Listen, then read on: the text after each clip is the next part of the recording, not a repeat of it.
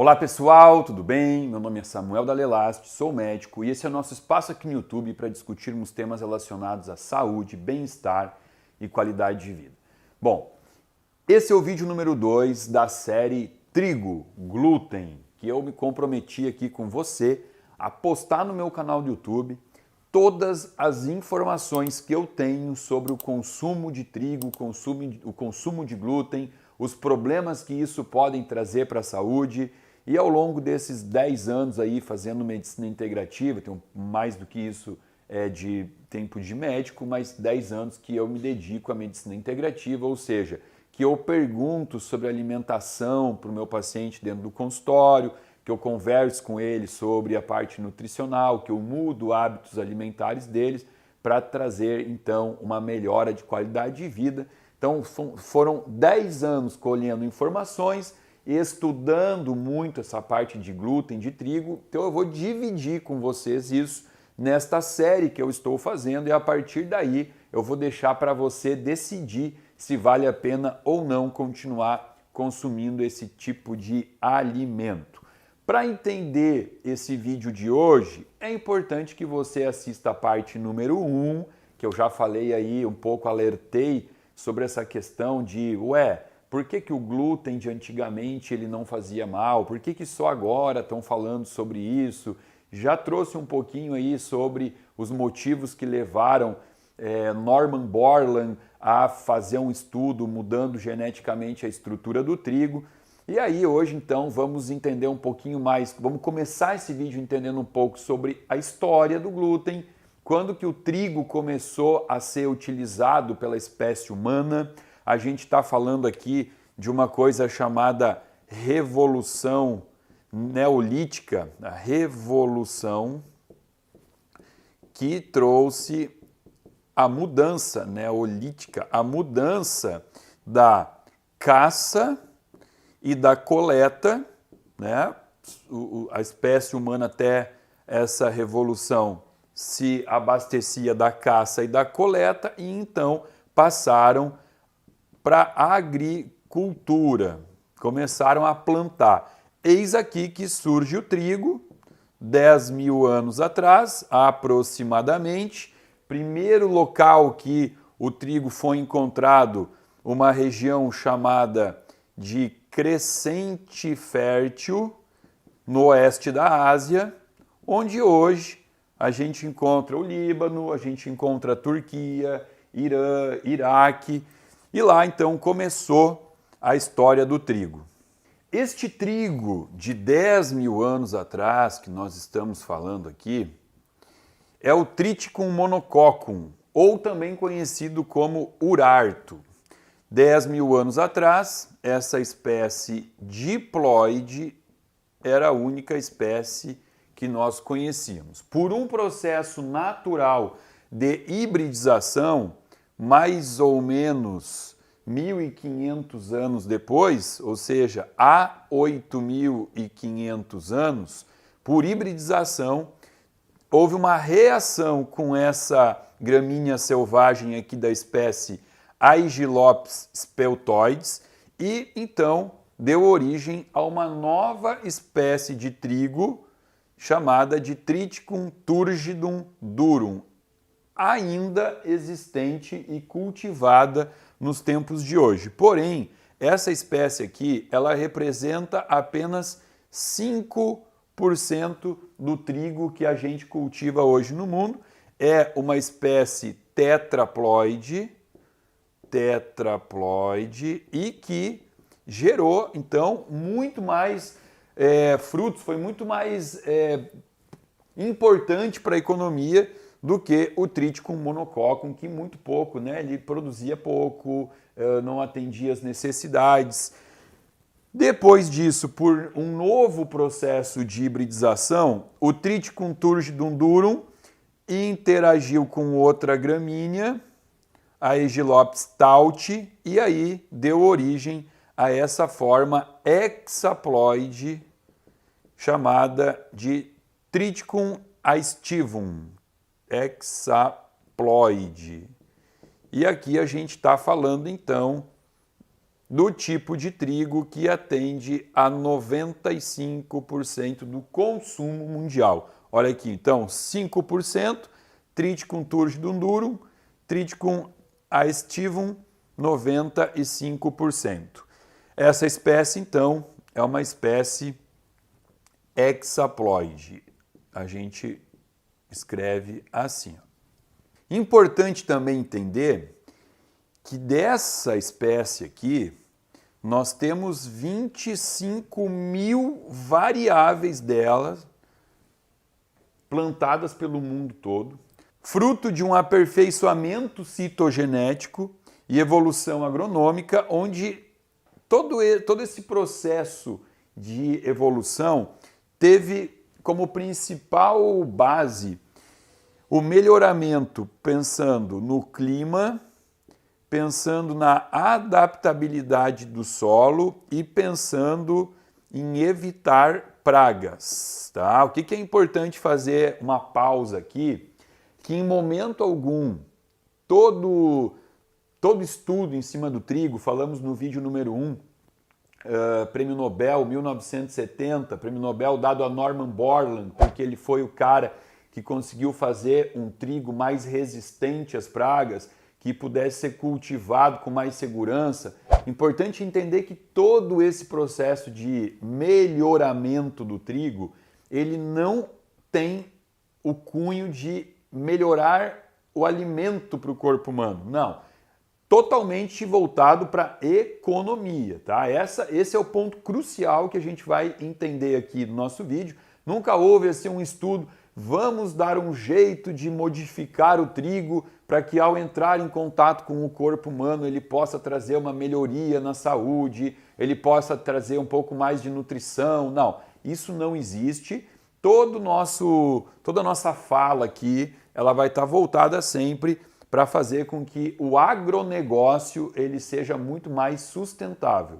Samuel, então você está falando que não tem preocupação com saúde, então por que o trigo ele é enriquecido com ferro e ácido fólico? A farinha do trigo é enriquecida com ferro e ácido fólico.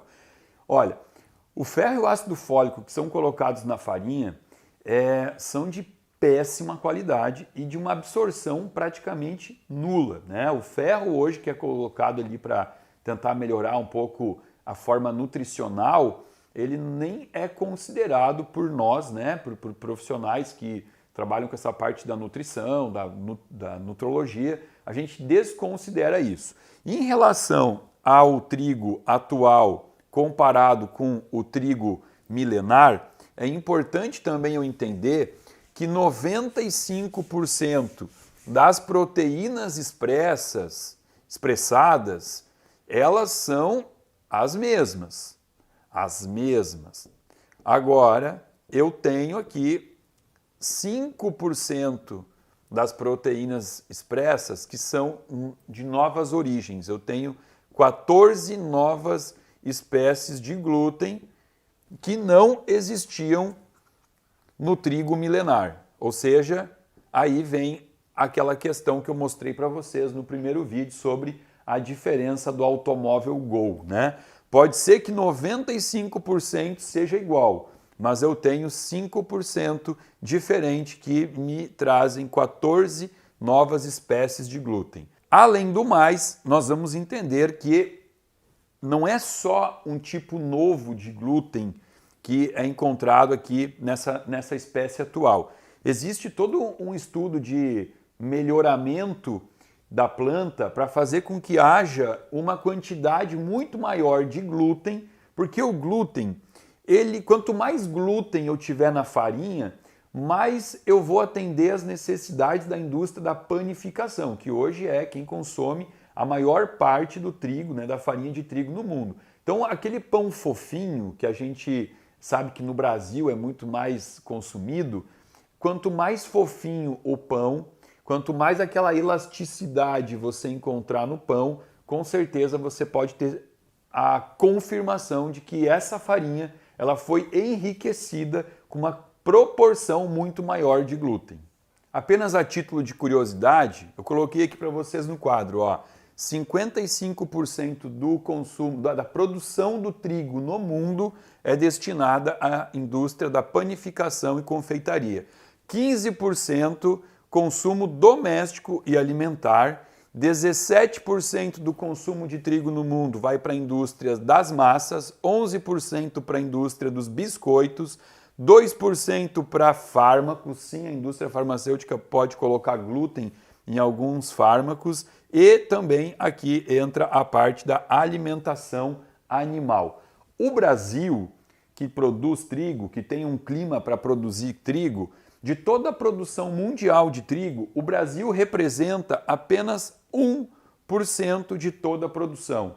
Porém, o Brasil é o segundo maior importador de trigo do mundo e o terceiro maior produtor de massas alimentícias do mundo. Olha esses números aí que são um pouco alarmantes, né? Segundo maior importador de trigo. Importador, isso mesmo, traz de fora.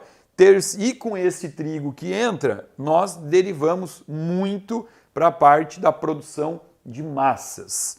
Importantíssimo entender que o trigo que a gente encontra no Brasil, ele não é o mesmo trigo encontrado na Europa. E aí vem a explicação de por que muitos pacientes meus que relatam que quando comem uma fatia de pão, quando comem uma pizza aqui no Brasil, ficam com aquela barriga que parece um peixe baiacu, barriga inchada, distendida, pode ter diarreia, pode ter uma constipação. E aí eles falam para mim assim: Samuel, é incrível, quando eu vou para a Europa, eu como pão lá e eu não sinto nada desses sintomas que eu apresento quando eu como um pão aqui no Brasil. Bom, primeiro, eu não incentivo que quando vá para a Europa coma pão, continuo dizendo que nem lá a gente deveria comer, mas sim, essa informação ela é verídica. O pão, o europeu, ele gosta muito mais de um pão duro, né? Se você analisar aqueles pães do café da manhã dos hotéis na Europa, são pães muito duros. E aqui no Brasil, a cultura toda, ela é daquele pão mais fofinho, mais macio, inclusive muito mais perfumado, né?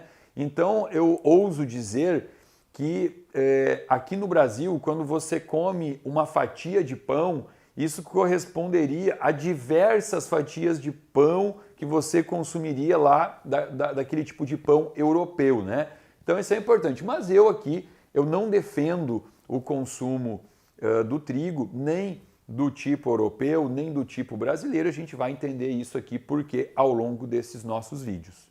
Apenas para conhecermos um pouco da constituição do trigo. Vamos lá, a parte mais externa e protetora do trigo, que é chamado de pericarpo, né, constitui 7,8 a 8,6% do volume, é rico em sais minerais e vitaminas. A gente chama isso aqui do farelo. A matriz proteica, eu tenho aqui o endosperma, que representa 87 a 89% do volume do trigo, e a parte embrionária, que é o germe do trigo. Então, aqui, falando do trigo atual, do plantado atualmente, esses são os percentuais que representam da planta, né, do grão. As proteínas do trigo são divididas em proteínas solúveis, vou botar aqui, ó, proteínas solúveis, que são albumina e globulina, e também eu tenho as proteínas de reserva.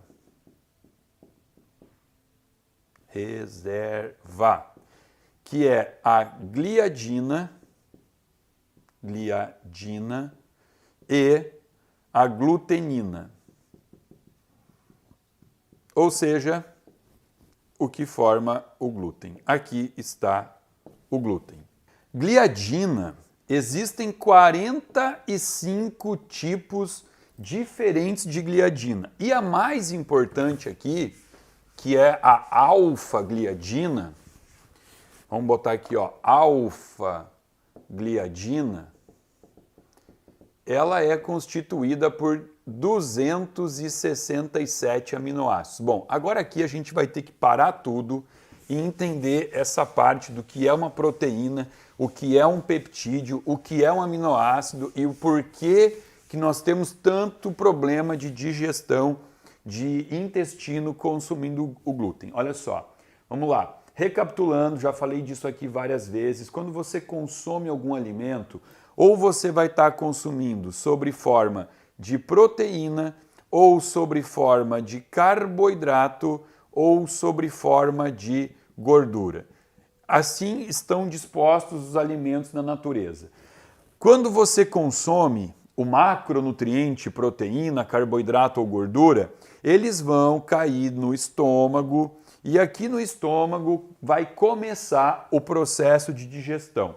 Bem, na verdade, já começa na boca, a própria mastigação, já tem algumas enzimas que começa sutilmente o processo de digestão. Mas é no estômago, através da produção de ácido clorídrico, através da liberação de gastrina, de enzimas digestivas, tudo isso vai fazer com que o carboidrato seja quebrado em moléculas de glicose e a proteína, ela é quebrada em aminoácidos.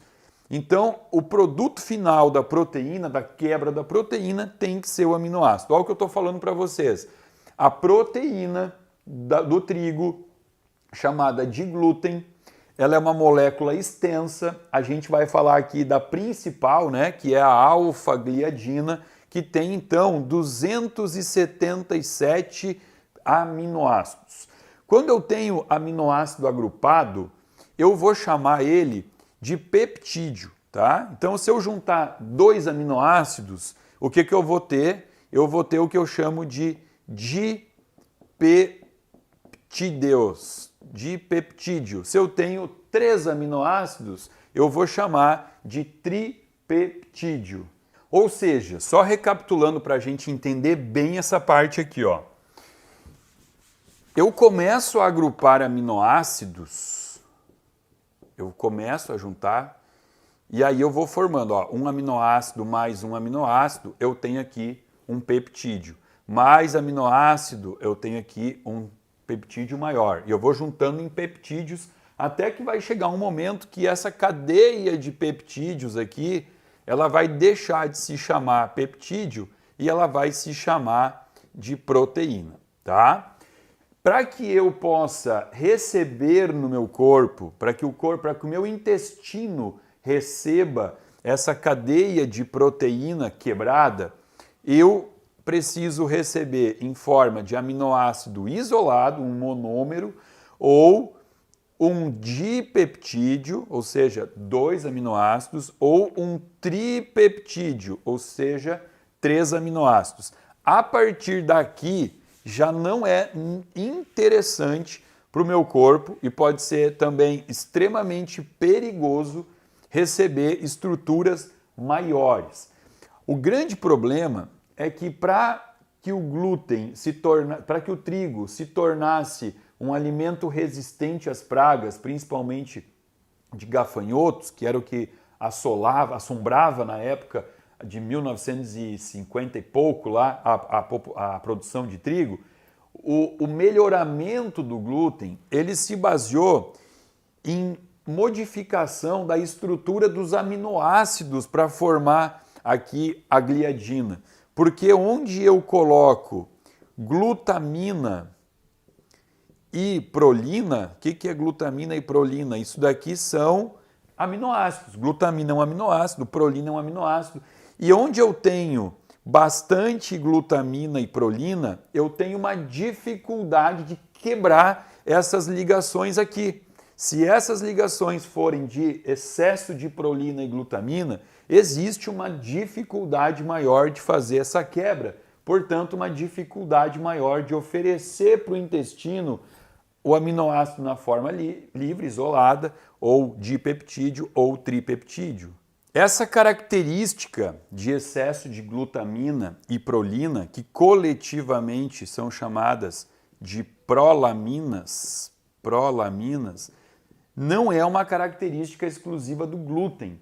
Existem outras proteínas que são formadas assim e que eu tenho, então, obrigatoriamente que ter um cuidado maior quando eu for prescrever isso, principalmente para pessoas que têm uma doença celíaca ou uma sensibilidade maior ao glúten. No trigo, obviamente, é a gliadina. Aqui, ó, gliadina. Na cevada, eu tenho a proteína secalina. Secalina. No centeio, eu tenho a ordeína. E na aveia, eu tenho a avenina. Então, aqui estão as estruturas formadas por excesso de prolaminas, que vocês já entenderam, são as estruturas onde eu tenho bastante aminoácido glutamina, bastante aminoácido prolina, e isso faz com que a minha cadeia de proteína, que é assim, ó, imagina como uma tripinha, ó, cheia de aminoácidos. Isso aqui é um monte de aminoácido que forma o meu glúten, né? Como se eu tivesse um glúten. O monte de aminoácido que forma o glúten moderno, aonde eu tiver aqui excesso de estruturas formadas por glutamina e prolina, eu terei dificuldade de fazer a quebra em aminoácido, dipeptídeo ou tripeptídeo. Aqui começa a verdadeira bagunça que dá origem a diversos sintomas, sinais e doenças, principalmente doenças autoimunes. O que são doenças autoimunes? Psoríase, eu tenho a mais comum, eu acho hoje, é o hipotireoidismo de Hashimoto, esclerose lateral amiotrófica, artrite reumatoide, espondilite anquilosante, lúpus eritematoso sistêmico, doenças que não param de aumentar no mundo, que são as doenças autoimunes, elas podem ter uma relação íntima com essa dificuldade da quebra dos aminoácidos por conta dessa cadeia fortalecida, né? Porque como eu disse para vocês no início do vídeo, todo esse processo de modificação do glúten, ele não tem um embasamento para buscar uma melhora da saúde. Ele teve sim os holofotes em cima da melhora da economia, do plantio, né? Então, no próximo vídeo, que vai dar sequência a essa nossa série aqui sobre o glúten, a gente vai entender um pouquinho sobre isso aqui, né? O que acontece quando eu quebro em cadeias longas aqui, cadeias de 33 aminoácidos, cadeias de 51 aminoácidos, isso tudo chegando no intestino vai trazer alguma alteração e é sobre essas alterações que a gente vai falar aqui na sequência sobre glúten, trigo. Pessoal, eu espero que você esteja acompanhando, é um assunto um pouco chato, é difícil, eu tenho que trazer aqui alguns nomes complicados, se eu não trouxer vai ficar muito difícil de entender. Então, paciência, assiste uma vez, duas vezes e ó, daqui a uma semana a gente se encontra para dar continuidade à nossa série sobre glúten. Espero que você tenha gostado. Se você gostou, dá um like, compartilha com os amigos, se inscreva no meu canal. Abaixo desse vídeo aqui tem um link que você pode acessar, se inscrever e fazer parte de um grupo VIP de pessoas que recebe toda semana conteúdo gratuito e exclusivo aqui do meu canal. Meu muito obrigado.